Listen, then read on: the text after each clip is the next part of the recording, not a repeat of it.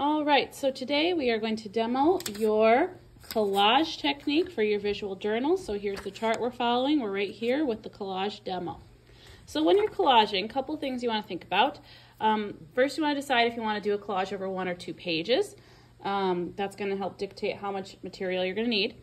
Also, you might be able to see that I have placed just a scratch sheet of paper under the page I'm going to be Mod Podging on, so that I don't get any Mod Podge onto the other pages. When I was Mod Podging, I had issues with the book wanting to close, so the solution to that is I put a masonite panel down, and then I've used this is called a bulldog clip to kind of hold the other side of my book open as I'm doing this, okay?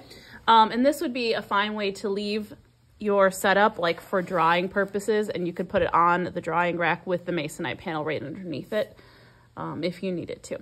Couple other things to think about.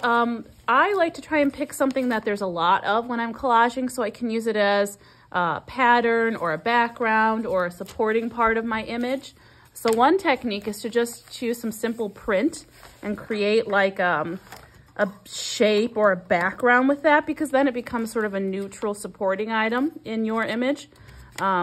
Here's an example of one of my journal entries where I watercolored it and then just kind of cut out some random shapes with the print, but I kept it so it's just simple print and not images, so that it creates more of a pattern, which is a principle of design, and allows me to support my image but not dominate it.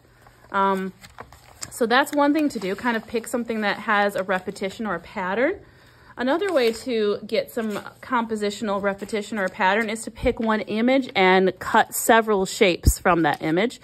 So I looked through one of the art magazines and I found a photo of an artwork that had all these interesting dominant lines that I liked.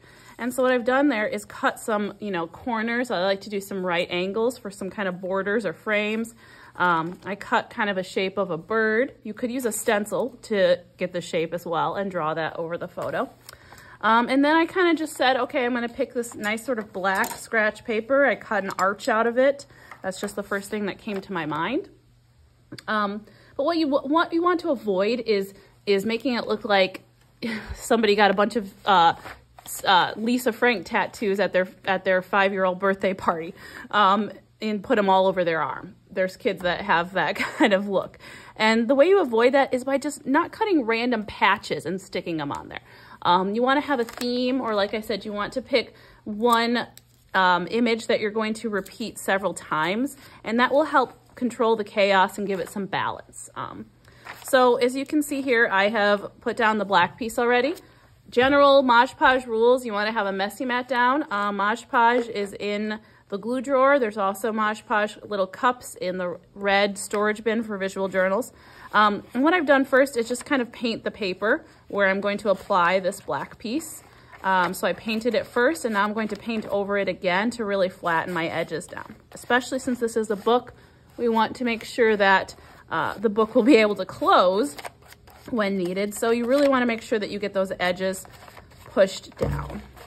And also the Mod Podge will give the whole paper a sort of sealed, glossy cover, and you want to make sure you have that even throughout if you're doing collage.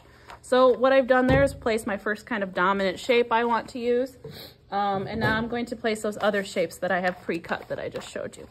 So just putting a little bit of Mod Podge in the general area of where I'm going to put that shape. Here's that right angle that I cut out from the painting I showed you.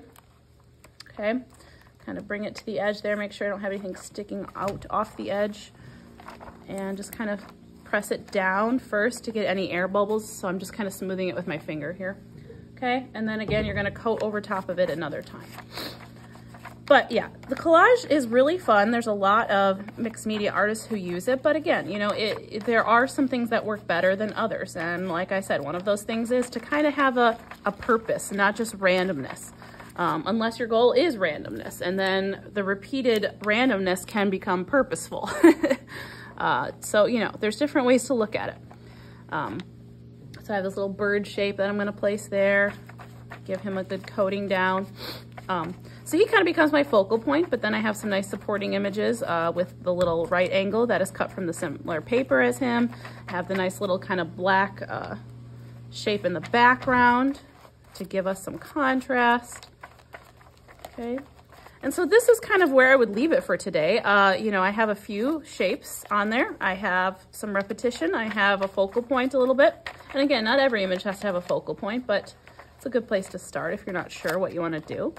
And so then I would just set this out to dry. Make sure to wash my brush out with some hot water really well before I return it to the drawer. And this is ready to go on the drying rack. And then the next time I can figure out what else to add, and we'll talk more about some other ways to finish this collage piece next time.